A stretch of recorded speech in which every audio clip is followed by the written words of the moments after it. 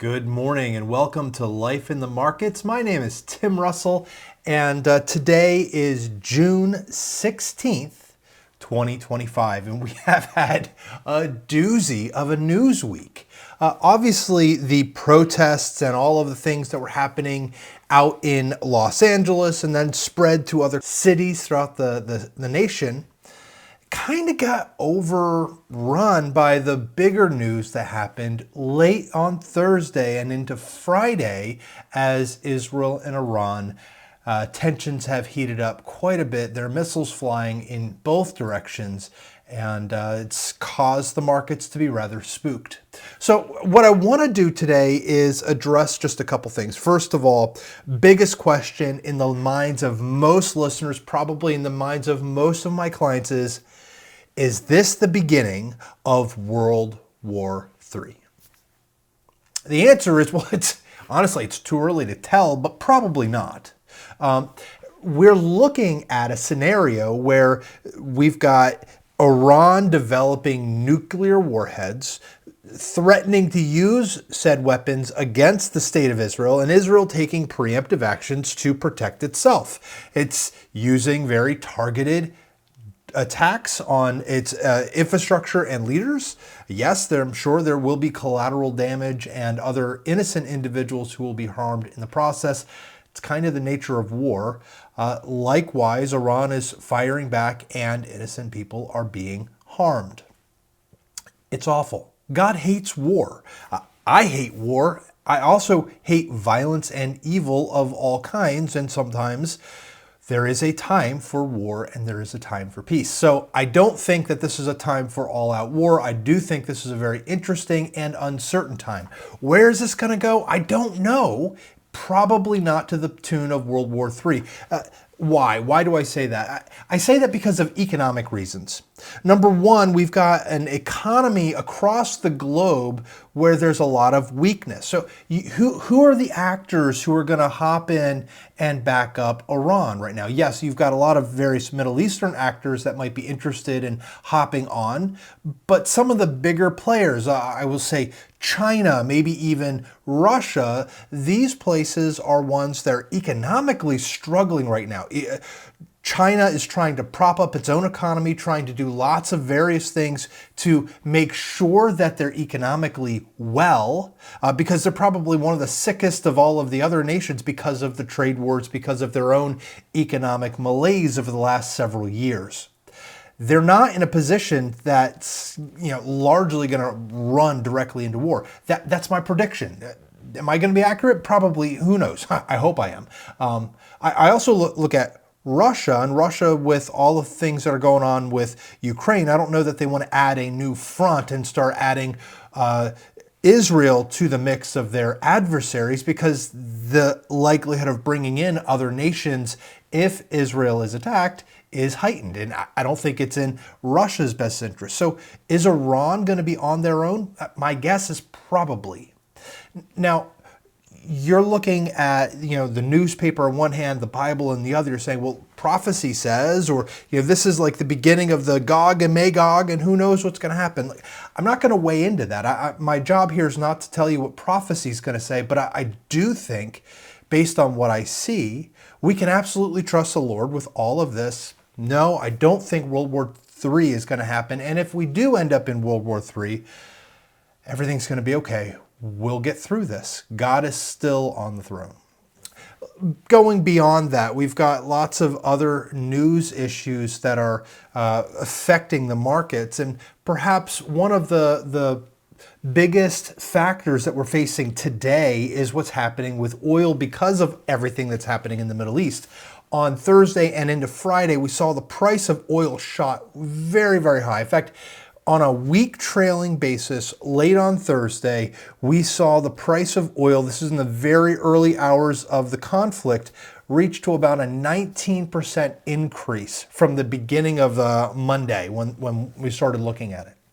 That's a really sharp increase. Now, it died back quite a bit because it didn't devolve into a larger scale, more party conflict. So right now we're sitting at just a measly 7% higher oil price than we were this time last week.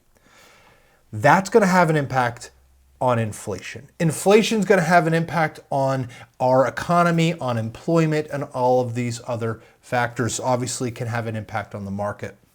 It's definitely can have an impact on consumer spending and consumer sentiment.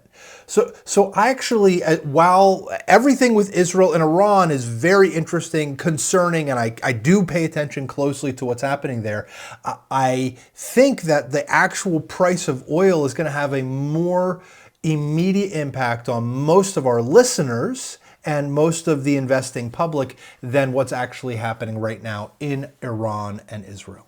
So we'll pay attention to oil and we'll pay attention to the unemployment rate. Last week, we saw continued softening. I don't want to call it weakening. I don't want to call it a breakdown in unemployment because it's not by any means any of those things.